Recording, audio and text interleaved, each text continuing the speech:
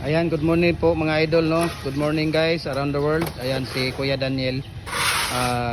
Ayaw ni Kuya Daniel magsalita ng Tagalog, kaya ako na lang ang magsasabi dito.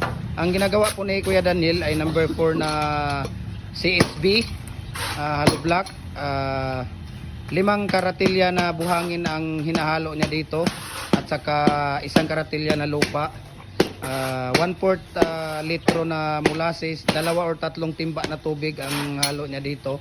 Tapos 140 pieces po ang ilalabas niya dito sa ano niya.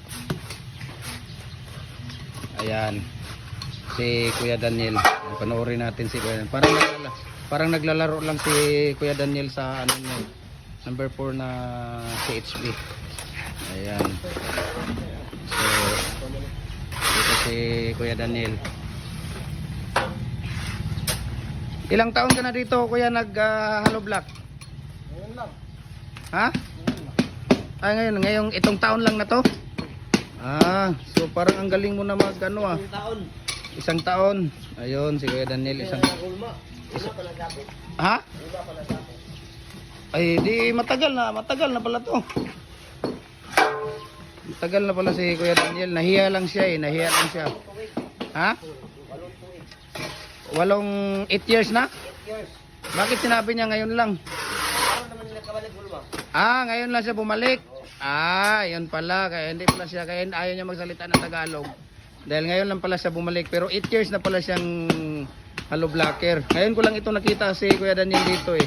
So welcome back Kuya Daniel ha. Magpakabait ka dito sa amin ha. Dahil lagi kitang bibidyohan at saka bibigyan kita ng maraming materialis para marami kang magagawa na hollow block. Ang galing ni Kuya Daniel. 8 years na pala siyang hollow blocker. Tapos ngayon lang siya bumalik. So hindi ko kasi ito nakita dati eh. So ngayon lang siya dito bumalik sa so, baka naman maintindihan ni Kuya Daniel yung natin. Natin si Kuya Daniel dito. Ilang karatilya na buhangin, Kuya? Ha? Pili lang siya. Tapos may lupa to, Kuya. Ilang karatilya? Tapos yung molasses mo, kalating litro. Yung tubig mo, ha? 2 balde. Depende, Kuya, pag medyo pa siya, tuyo pa siya, kailangan dagdagan 2 or 3, ganyan. Pwede. Ayun. So ilang piraso ang labas nito, Kuya? Ha? 100? 140? Ay, lakas-lakasan mo ang boses mo para para mapakinggan ka ng mga viewers natin. Ayan. So ito si Kuya Daniel, 8 years na po siyang hollow blocker dito. Tapos, apelyido niya? Apelyido niya? Daniel Padilla pala ito ng Kanituan niya. Ayun. Daniel Padilla ng Gym Hardware, Kanituan branch. Ayun, no? Kaya guys, sa sino pang hindi nakapag-follow ng Facebook page natin, follow na po kayo.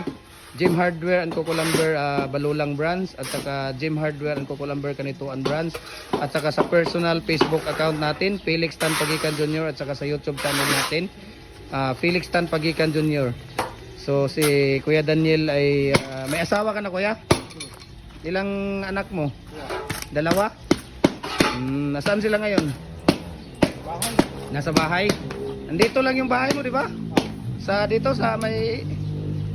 Dito lang din sa Kanituan? Ayun, dito lang pala sa Kanituan ng bahay ni Kuya Daniel. So ayan si Kuya Daniel. Maskulado si Kuya Daniel. Ito yung mga hinahanap ng mga